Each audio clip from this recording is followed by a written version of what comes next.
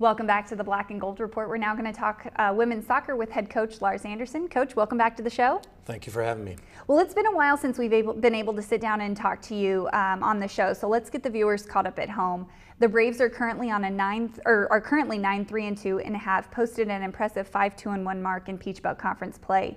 Can you give us a progress report on your team with just 3 games left on the regular season schedule?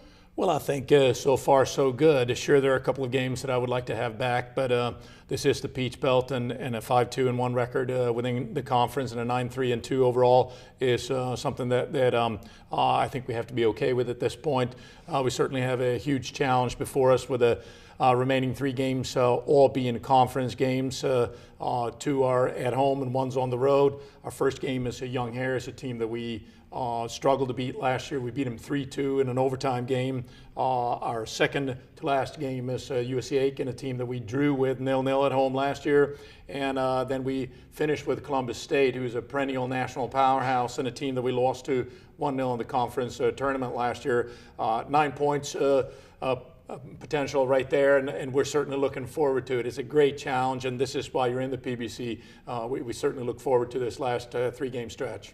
Well, you're currently on a 5-game unbeaten streak, including 3 wins against league competition and 4 wins on the road.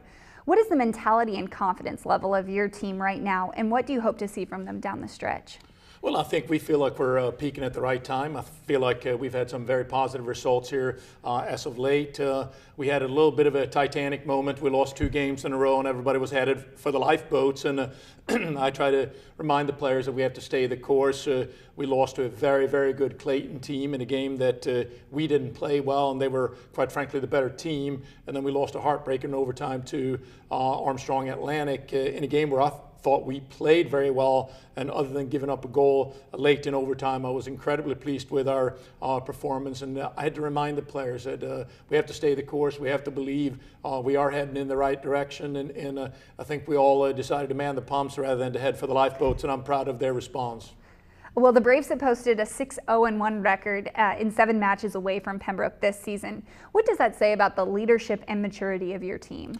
Well, I think if you play sports at UNC Pembroke, you have to recognize that we are geographically challenged, if you will. We're an outlier school, and if you can't win on the road, you're not going to be successful. Whether it's volleyball, softball or soccer, it doesn't matter. You have to be able to get on the bus, ride 6 or 7 hours, get off the bus, play and win games. Some of our sister schools in the PBC, their road games are 2, 3, 4 hours away. Ours are 7, 8, 11 and a half if you count Montevallo. So that's a foregone conclusion that you have to be able to win on the road, or you're not going to be successful. You're not going to be there at the end, and that's something that we reiterate with our players over and over again. And we have great leadership from our captains. We have great leadership from our seniors, and I think top to bottom, we've just bought into what this team stands for, and it's an exciting ride, and we're going to hope to continue to ride that wave. Well, let's talk about a few of your key individual performers, starting with goalkeeper Janae Aiken, who ranks among league leaders with a 0.86 goals against average and 4 shutouts. How much has Janae figured into the success of your team, and what kind of leader has she developed into?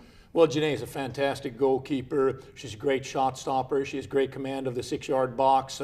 She's a very cool, calm, and collected under pressure, unlike myself. So she's a bit of a balancing act on the team. And she's a bit of a quiet leader. She leads by example. She's not the most vocal goalkeeper, but that's not necessary. I think if you're in the back 4, you like a keeper that you trust playing behind you, and we all trust Janae. We know she's going to make some fantastic saves, and she's also going to make the routine saves. And I think the biggest thing with Janae is she's just so strong on set pieces. She really, truly has command of her 6-yard box, and that's something that's a huge advantage in the women's soccer game. And we rely very heavily on Janae, and we're very fortunate to have her on our team.